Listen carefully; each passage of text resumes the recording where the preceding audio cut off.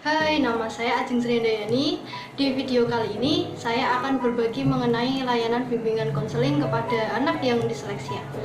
Tampak tidak asing, ya, sebelumnya saya dan teman-teman sudah pernah menjelaskan cara rinci dari pengertian sampai ke permasalahannya. Bisa disimak kembali ya videonya di sini atau di sini. Oh iya, video ini dibuat untuk memenuhi tugas individu mata kuliah ABK yang diampu oleh Ibu Desi Maulia, Sarjana Psikologi, Magister Psikologi. Tanpa berlama-lama lagi, mari kita simak videonya. Sebelum ke layanan BK, izinkan saya untuk merefresh pengetahuan teman-teman mengenai hambatan-hambatan apa saja sih yang ada atau yang dialami oleh anak disleksia. Hambatan disleksia secara umum dapat dikatakan bahwa anak disleksia terhambat dalam perkembangan bahasa, koordinasi yang lemah, gerakan pergelangan tangan yang tidak sinkron, penulisan yang lemah, lambat menulis, ejaan yang lemah, hambatan dalam membedakan antara pandangan dan pendengaran. Hambatan lain adalah mengeja, membaca, menulis, atau menyalin huruf atau kata dari media visual. Jika tidak mendapatkan pelatihan secara dini, maka kemungkinan akan terjadi hambatan bagi anak dalam proses belajar selanjutnya. Seperti yang pertama, hambatan membaca akan menyebabkan anak tidak bisa belajar secara sendirian, sehingga anak akan merasa rendah diri dan tidak percaya diri. Yang kedua, hambatan mengeja. Hambatan mengeja membuat anak merasa tidak mempunyai kemampuan seperti yang dimiliki oleh teman-temannya. Yang ketiga, hambatan menulis. Hambatan menulis akan menunjukkan keterlambatan dalam melahirkan ide dan pikiran secara tertulis. Yang keempat, hambatan bahasa. Hambatan bahasa menyebabkan anak-anak akan mengalami kesulitan untuk menyatakan ide dan pikirannya. Yang kelima, hambatan untuk mengingat kata. Hambatan ini akan berpengaruh dalam memproses kata yang disusun lebih panjang seperti kalimat. Menurut Abin dalam Marsudi tahun 2010, langkah-langkah layanan bimbingan belajar mengacu pada langkah-langkah atau prosedur layanan bimbingan yang meliputi identifikasi kasus, identifikasi masalah, diagnosis, prognosis, pemecahan masalah atau terapi, evaluasi, dan yang terakhir tindak lanjut. Yang pertama, identifikasi kasus. Identifikasi kasus dilakukan untuk menentukan siswa yang menghadapi masalah. Nah, bagaimana cara kita mengetahui ada siswa yang mengalami masalah pada kelas tersebut? Bisa melalui proses wawancara dengan wali kelas ataupun melalui asesmen, misalnya DCM. Asesmen nanti dapat mengungkapkan bahwa misalnya memang benar ada siswa yang mengalami kesulitan belajar membaca atau disleksia di kelas tersebut. Yang kedua, identifikasi masalah. Identifikasi masalah dapat menentukan jenis dan karakteristik masalah.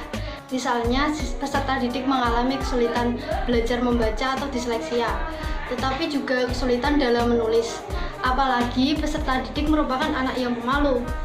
Peserta didik juga tidak mampu mengungkapkan kata yang sudah dibaca atau mudah lupa. Sulit membedakan bunyi atau huruf, misalnya B, D, F, V, G, dan eng. Sulit melafalkan kata dan adanya pengurangan huruf dalam kata. Mungkin bisa dilihat dari pengamatan saat proses pembelajaran dan interaksi di lapangan, bagaimana peserta didik dalam merespon jalannya pembelajaran. Misalnya di dalam kelas mungkin peserta didik jarang memperhatikan, konsentrasinya terbagi, atau konsentrasinya hanya di awal saja. Saat guru memberikan pertanyaan, dia tidak mau menjawab dan diam saja serta tidak mau bertanya. Yang ketiga, tahap diagnosis. Pada tahap diagnosis ini menentukan faktor yang dapat menyebabkan timbulnya masalah. Mungkin bisa ditelusuri lagi permasalahan peserta didik berasal dari mana. Maksudnya, mungkin itu permasalahan dari lingkungan sekolah, orang tua, keluarga, atau mungkin diri sendiri. Yang keempat, tahap prognosis. Tahap ini tahap di mana peneliti memperkirakan cara mengatasi masalah tersebut. Peneliti mengatasi dengan pemberian layanan bimbingan belajar bagi siswa. Bimbingan dilaksanakan di sekolah dan di rumah setelah pulang sekolah, jadi tidak mengganggu proses belajar di kelas. Kemudian peneliti melaksanakan bimbingan sebanyak 7 kali pertemuan dengan waktu setiap pertemuan 30 menit. Yang kelima, tahap terapi. Pada tahap ini dilaksanakan bimbingan belajar yang dilakukan dengan menggunakan strategi pengenalan huruf atau mengeja huruf. Hal ini sesuai dengan pendapat Haryanto pada 2009. Beberapa teknik dalam penggunaan strategi pengenalan huruf yaitu belajar membaca dengan kosakata, belajar membaca melalui suku kata, dan belajar membaca dengan mengeja. Bimbingan belajar diberikan peneliti sebanyak 7 tahap dengan menggunakan berbagai media seperti gambar, huruf, gambar benda, gambar anggota keluarga, kartu keluarga, serta penggunaan kalimat yang sederhana sebagai penunjang dalam pemberian layanan bimbingan belajar. Yang keenam, evaluasi. Evaluasi digunakan untuk mengetahui sejauh mana keberhasilan bimbingan yang diberikan kepada siswa yang mengalami masalah. Hal ini dapat dilihat melalui pengamatan peneliti bagaimana peserta didik saat pembelajaran di kelas. Setelah pemberian bimbingan belajar, peneliti menyatakan bahwa pembelajaran layanan bimbingan belajar ini ada yang berhasil dan kurang berhasil. Dikatakan berhasil terlihat anak sudah hafal huruf abjad, lebih percaya diri, serta lebih aktif di kelas.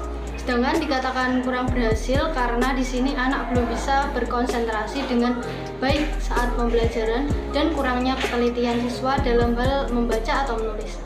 Selanjutnya, langkah terakhir yaitu tindak lanjut. Tindak lanjut merupakan kegiatan bimbingan lanjutan yang diberikan kepada peserta didik setelah terapi dilakukan. Karena bantuan berhasil, maka usaha selanjutnya adalah memantau perkembangan peserta didik atau klien. Hanya saja ada beberapa yang mungkin kurang berhasil karena beberapa faktor, yaitu kurangnya konsentrasi dan ketelitian siswa.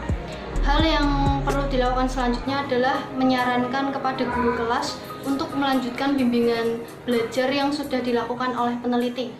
Menyarankan kepada guru kelas agar menggunakan metode dan media pembelajaran yang menarik agar anak dapat fokus dan berkonsentrasi dalam mengikuti pembelajaran di kelas. Mengingatkan kepada siswa untuk lebih berkonsentrasi terhadap pelajaran dengan menghiraukan gangguan yang ada di sekitarnya. Memberikan motivasi dan support kepada siswa agar lebih termotivasi sehingga bersungguh-sungguh dalam belajar.